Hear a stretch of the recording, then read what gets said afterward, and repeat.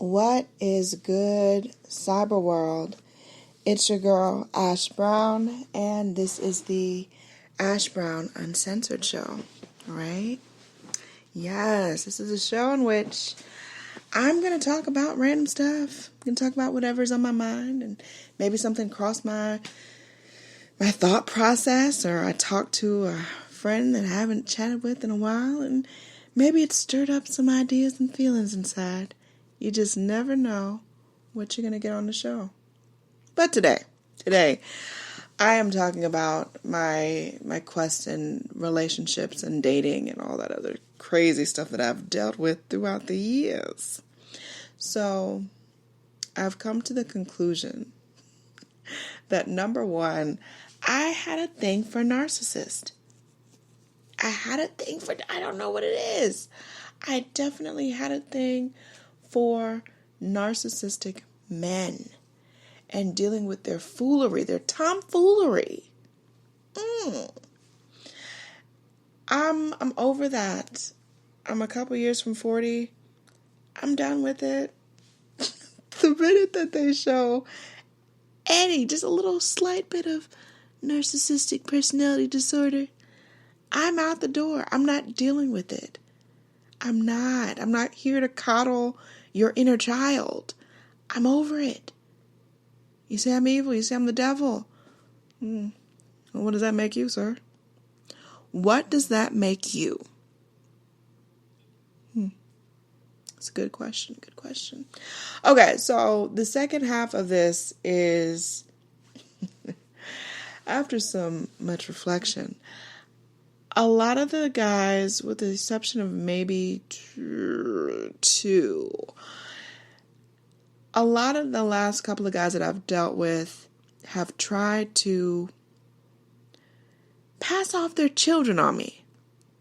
And I mean that in the most literal way as possible. I mean that in the most literal, straightforward way as possible. They've tried to pass off their kids. I was dating a guy a few years ago, and he had a lot of kids. He had a lot of kids. More kids than I knew could really exist and coexist in the same household. And he was a single father.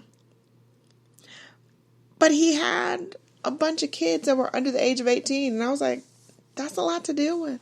It's a whole lot to deal with. And he would share these, how can I put this as delicately as possible? Horror stories. He would share with me these horror stories of how his kids would terrorize their teachers, terrorize their counselors, terrorize the neighborhood. And then would suggest, oh yeah, well, I can't wait for you to meet him. I'm thinking to myself, I don't want to meet them little monsters.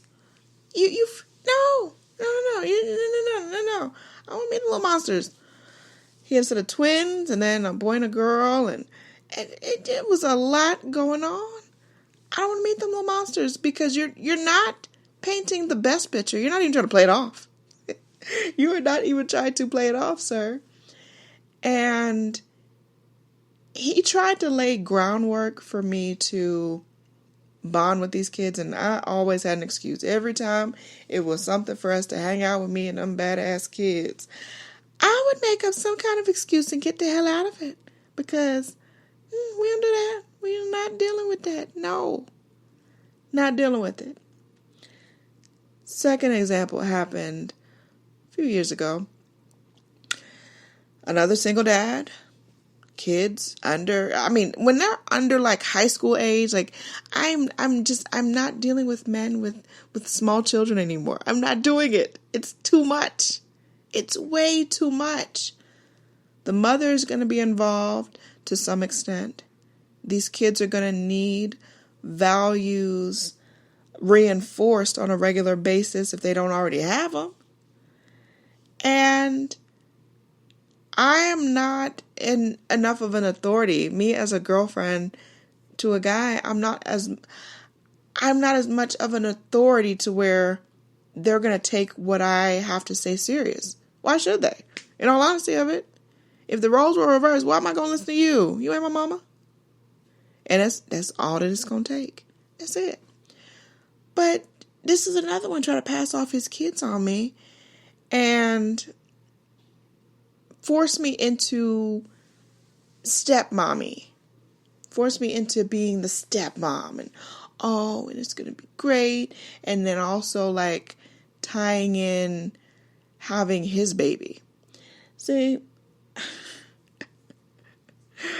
I find it absolutely hysterical when I tell a guy that I have no interest in bringing life into this world.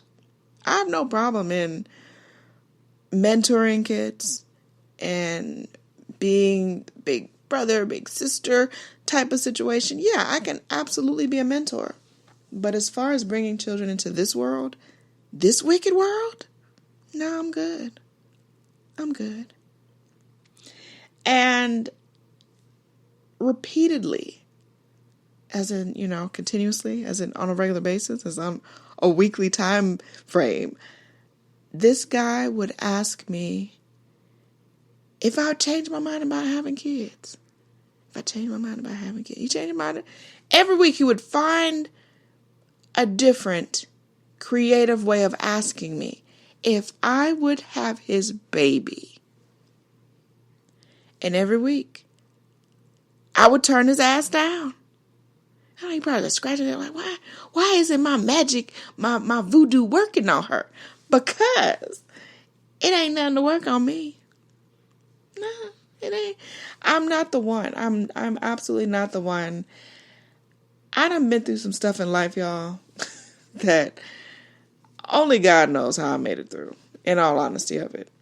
If we being 100 with it, only God knows how I made it through. Because if it was just for me to make myself come through these situations and these issues and things of that nature, I wouldn't make it. I would not be in a corner rocking somewhere. I would not have made it. So, because my story is unique to me, and because I know what I've been through, I can sit up and tell people. I can tell you what I've been through, what my life was like. But you will never know firsthand what it's like to be me. You will never understand what it was like to walk that path. You'll never understand. You can get an idea of it from someone telling you stories, but you'll never know firsthand what it's like. So how dare you question? How dare you question a woman's opinion and a woman's thought process and a woman's ideal about the path of her life? So, slowly but surely, as he would ask me every week, well, if God came down from heaven and asked you, Ash, would you have this man's baby? What you gonna say to God? Well, friend, because now you've been downgraded to friend. I am positive if the dear Lord wanted to come down, have a conversation with Ash here on earth, I got a way big list of things that I need to answer for first before God asks me to have somebody's baby. That's not even on the list of things that God's going to ask me about. I got a lot to be accountable for other than having someone's baby. But another thing is this. Single fathers out there, I know, it's a journey. And I tip my hat to you guys that are out there that are able to do it consciously. But the narcissistic fathers, they're a breed all their own. They are a breed all on their own. And if you're a narcissistic father, narcissistic person, period, and you have 2 young children, 2 little girls, you're going to mess them up. I said it. Put it out there. You're going to mess them up because you cannot raise little girls the same way you would raise little boys. You just can't. You can't do it. It's not that you cannot do that. it's not going to work. And at the end of it, they're going to be resentful of you because you didn't give them a good start. You didn't help them get a good path. And then the mother also, is not all on the father. The mother also, it's partially your fault too. Which brings me to the final conclusion of all of this craziness. It's not Ash's responsibility to raise your kid. All right? So when things don't work out between you and me and we're not all necessarily speaking terms, using the babies, using the kids against me, how low can you go? How low can you go? How really damn low can you go? That's low. That's lower than a dog's belly. That's hella low. But I don't know. Maybe that's just me. Maybe, they say, Ash, you're just mean. You're strange. Why do you dissect things the way that you do, Ash? I don't know. I just do, fam. I just do. And sometimes that's where my mind goes. But shout out. This is random as hell, I know. Shout out to Mental Healness. If y'all haven't followed him already, I forgot his actual name, but he's all over social media. And he is a diagnosed narcissist. He was diagnosed with narcissist personality disorder. And he gets on social media and he kind of airs out the narcissist code. I think that's the name of his show, the Narcissist Code. He's got a podcast too, so like I said, I can't think of his real name. It's like Lee Hammock, I think, or something like that. I don't know, but Mental Healness, he is so doggone, just hit the nail on the head. He's talking in these videos, and I'm like, wow, that's like all of my ex-boyfriends. Interesting. Ash, you gotta do some work on yourself, chick. You gotta do some work. I'm not doing these dating apps. That was another disaster within itself. I done talked about them dating apps. I'm just not down for it. I'm just not. That's the story of that. Anyways, my random babbling of the nights. I love you guys. Thank you so much for supporting the movement, which is Ash Said It. ashsaidit.com is the site. The Ash Said It Daily Podcast Show, over 1,700 episodes and 500,000 streams worldwide.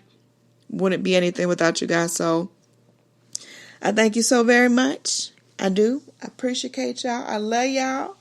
Keep doing what you do. You have a good weekend. Be safe out there in them streets. Be safe in them streets. There's a lot of nonsense going on out there. So just be careful. Ash said it.